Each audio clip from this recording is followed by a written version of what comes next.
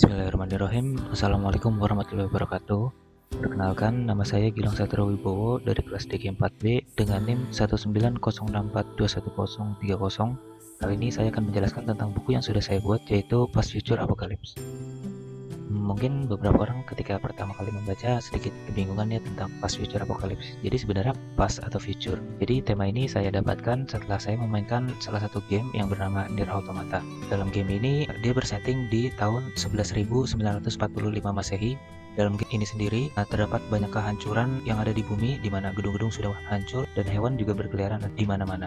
Di saat game lain membahas tentang manusia yang kembali ke kehidupan tradisional pasca bencana besar, game ini justru menampilkan kecanggihan teknologi di tengah kehancuran. Karena hal itu, saya sangat tertarik dengan tema yang diangkat dari game ini. Jadi proses pertama yang saya lakukan adalah dengan membuat mind map dengan kata utamanya adalah Past Future Apocalypse. Dari pencarian yang saya lakukan, akhirnya ditemukanlah 3 kata kunci, yaitu robot, kusam, dan hancur. Melanjutkan dari mind map yang sudah ada, saya mulai mencari-cari gambar-gambar tentang robot, kusam, dan hancur dari berbagai sumber seperti Google dan Pinterest. Dengan mengambil referensi dari game, saya menggunakan Chaos Language. Chaos Language sendiri adalah bahasa yang digunakan dan ditulis oleh robot yang sudah menguasai bumi. Berikut ini adalah translate dari Chaos Language yang ada. Jika kita melihat bagian sini, maka kita akan melihat penggunaan Chaos Language, di mana di sini terlihat huruf S, I, M, O, N, E. Oleh karena itu, saya juga menggunakan huruf ini dalam cover buku yang saya gunakan. Sketsa manual ini saya buat dengan menggunakan pensil dan kertas agar pembuatannya dapat lebih leluasa. Pada bagian ini saya mencoba untuk banyak bereksperimen dengan beberapa layout yang berbeda untuk membuatnya lebih dinamis. Sketsa manual ini nantinya akan memiliki banyak perubahan lagi ke depannya. Selanjutnya adalah tahap sketsa digital. Saya menempatkan semua elemen sesuai dengan sketsa manual yang sudah saya buat. Setelah melihat sketsa digital yang ada, saya berpikir masih banyak sekali yang harus ditambah. Beberapa layout juga terlihat sangat padat. Oleh karena itu, saya melakukan banyak perubahan setelah melakukan sketsa digital ini.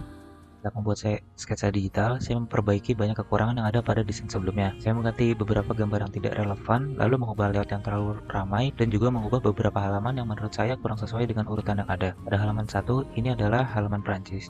Lalu pada halaman 2 dan 3, yaitu tempat halaman copyright dan kata pengantar, saya menggunakan mix alignment. Lalu pada halaman 4 dan 5, di mana di sini adalah daftar isi, saya menggunakan asymmetrical grid. Lalu untuk halaman 6 dan 7, di sini adalah halaman peralihan untuk chapter pertama, dan di sini adalah spread slow pace. Lalu untuk selanjutnya, halaman 8 dan 9, itu saya menggunakan typography as image, di mana pada bagian kanan sini atau halaman 9, saya menggunakan tulisan Platinum Games dan Square Enix dengan menggunakan gambar dari game yang sudah mereka buat. Lalu untuk selanjutnya pada halaman 10 dan 11, di sini saya menggunakan symmetrical grid, di mana pada halaman ini saya membahas perbandingan antara dua perusahaan yang ada. Jadi saya ingin menyampaikannya dengan cara seimbang. Lalu untuk selanjutnya halaman 12 dan 13 adalah spread fast pace, di mana saya membahas tentang salah satu direktur dari game ini. Oleh karena itu saya memberikan informasi sebanyak mungkin terhadap orang tersebut.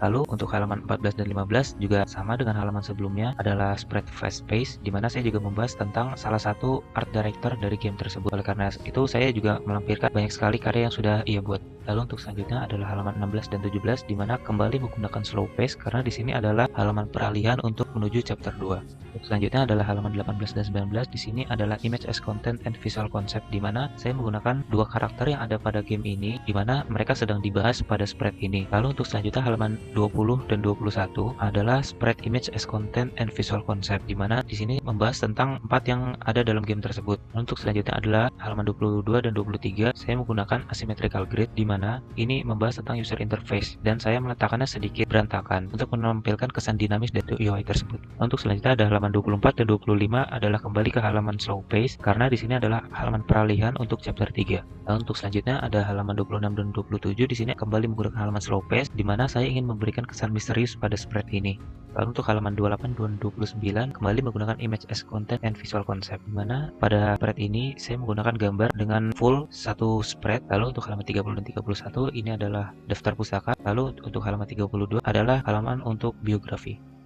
Ya, tadi adalah penjelasan saya tentang proses saya membuat buku Past Future Apocalypse ini. Semua proses mulai dari pemilihan tema, buat mind map, hingga penempatan layout dapat dilihat lebih jelas lagi pada guide buku ini. Sekian dari saya, kurang lebihnya mohon maaf. Wassalamualaikum warahmatullahi wabarakatuh.